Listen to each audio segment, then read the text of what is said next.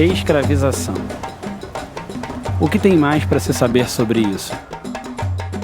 Navios negreiros, pelourinhos, libertações, 13 de maio, Princesa Isabel. Zumbi dos Palmares. Dia da Consciência Negra. Mas consciência de quê? O que mudou de lá para cá? Eu sou consciente? O que foi a escravização? O que é liberdade? Todos são igualmente livres?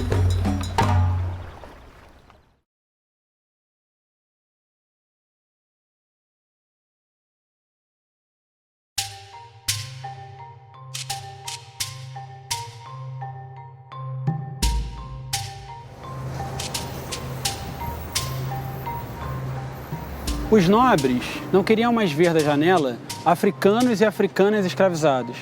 Achavam indecente, não a violência escravista, mas os negros. Então decidiram que o desembarque aconteceria no subúrbio da cidade.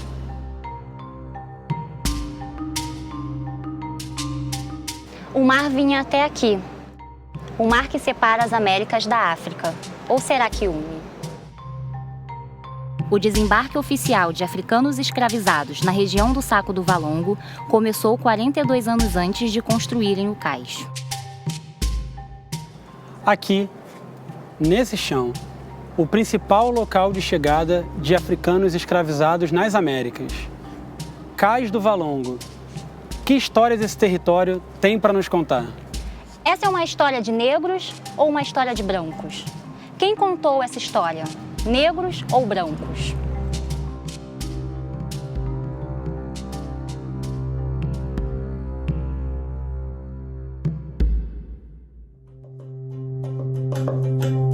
Construída pelo filho de uma mulher negra escravizada.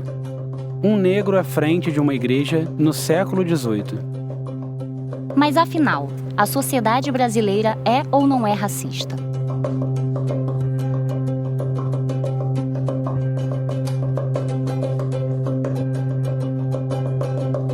Mercado de vender gente. Em cima, morava o dono e sua família. Embaixo, ficavam até 400 africanos sequestrados e amontoados para serem vendidos.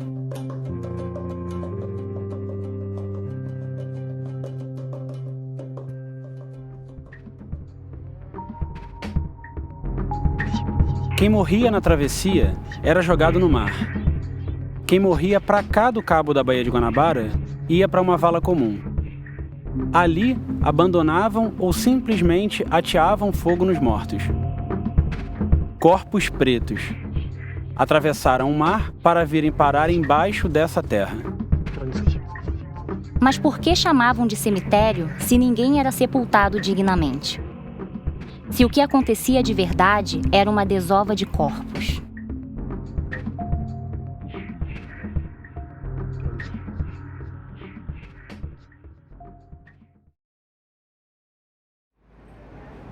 Nada. Nenhum sinal visível dos escravizados que morreram antes de serem vendidos e que foram enterrados aqui. Chamavam de pretos novos. Agora é como se eles nunca tivessem existido. Foram apagados. Mas apagados por quem? Por quê? Nessa área foram enterrados entre 20 e 30 mil pretos novos. Os vizinhos à época reclamavam do mau cheiro e das doenças. Em 1830, depois de 58 anos de atividade e de muita pressão local e também internacional, o cemitério foi desativado. Em 1831, uma lei proibiu o comércio escravista no Brasil. Mas foi uma lei para inglês ver. Ela proibia só o comércio transatlântico. Sem fiscalização, o tráfico de negros escravizados perdurou. Mais de 1 milhão de africanas e africanos escravizados chegaram a partir deste local. Em 1843, o cais foi remodelado para receber a noiva do futuro imperador. Passou a se chamar Cais da Imperatriz. E assim, o Império escondeu essas pedras e tudo o que elas simbolizavam.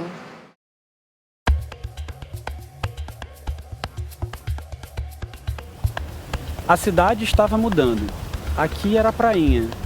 Por volta de 1850, os embarcadouros e armazéns que tinham sido usados no comércio de carne humana já se ocupavam das exportações de café. Mas ainda eram braços negros e escravizados que carregavam toda a riqueza desse país.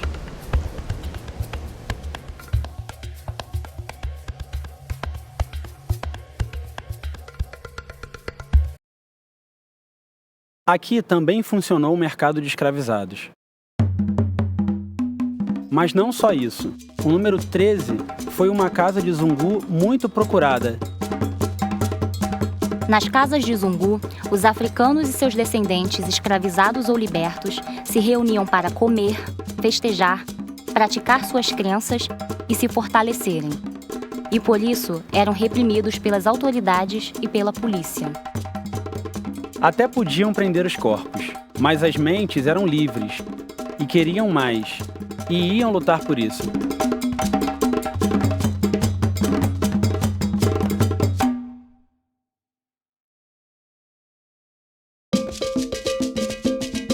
Depois da abolição do escravismo em 1888, as pessoas negras permaneceram na região portuária. Era onde estava o trabalho. Para cá, também vinha gente de outras regiões do país atrás de serviço. A maioria, negros. Aqui moraram lideranças religiosas ligadas ao candomblé. Aqui, capoeiristas se encontravam. Aqui nasceram ranchos e cordões carnavalescos. A Pedra do Sal é um lugar de memória negra, da fé, da força e da festa. Como os africanos escravizados resistiram a tanta violência? Onde se percebe hoje toda essa cultura de matriz africana. No começo do século XX, as autoridades quiseram transformar o Rio de Janeiro em Paris. Botaram metade da cidade abaixo. E foi assim que a República enterrou o que ainda restava do Cais do Valongo.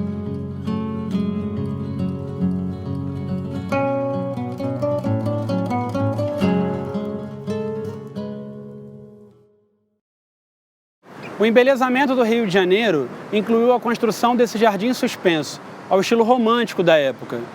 As estátuas de divindades romanas foram trazidas do antigo Cais da Imperatriz. O jardim fica de frente àquele que foi o mercado de escravizados do Valongo. Daqui dava para ver até onde ia a região que Heitor dos Prazeres batizou de África em miniatura, hoje conhecida como Pequena África. Os bairros Saúde, Gamboa, Santo Cristo e parte do centro. Nada mais justo do que chamar este lugar de memória de Mirante da Pequena África.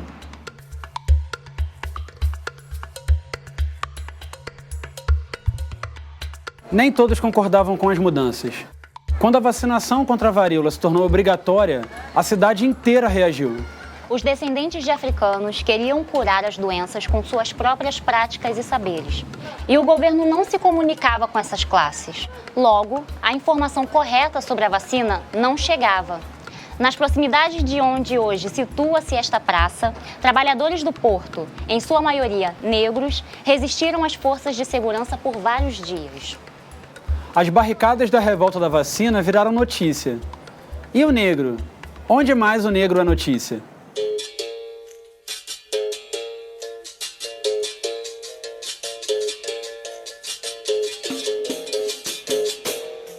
O vigor da resistência negra também pode ser sentido no Museu da História e da Cultura Afro-Brasileira. Pelo Mucabe passaram várias lideranças do movimento negro. Este é reconhecidamente um lugar de memória, luta e ancestralidade afro-brasileira. A Casa da Guarda do Jardim Suspenso, voltada para o Morro da Favela, já foi um instrumento de controle social. Hoje, reverbera a cultura local. Abriga o Centro Cultural Pequena África, que promove rodas de samba, atividades culturais e debates para resgatar e preservar a cultura afro-brasileira. E o antigo mictório público se transformou no espaço cultural Casa da Tia Ciata, que mantém viva a memória da matriarca do samba e também difunde e valoriza a cultura afrodescendente e seus atores. Em 1987, A Pedra do Sal foi tombada pelo Instituto Estadual do Patrimônio Cultural, como marco da africanidade brasileira, espaço ritual consagrado e o mais antigo monumento vinculado à história da música carioca, que vai muito além das fronteiras do samba. Em 1993, nasceu aqui um bloco que percorre todo o bairro da Saúde. O Largo São Francisco da Prainha tornou-se um lugar de memória, com rodas de samba e feiras gastronômicas afro. Em 1996, surgiram os vestígios arqueológicos do antigo cemitério dos Pretos Novos. Em 13 de maio de 2005, foi fundado nesse local o Instituto de Pesquisa e Memória Pretos Novos. E em 2011, redescobriram as pedras do Cais do Valongo.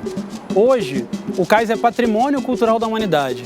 É o único sítio arqueológico e histórico remanescente das Américas reconhecido como lugar de memória do tráfico atlântico de africanos escravizados. E também local de resistência cultural e política da população negra frente à exclusão e à violência causadas pela escravização e pelo racismo estrutural.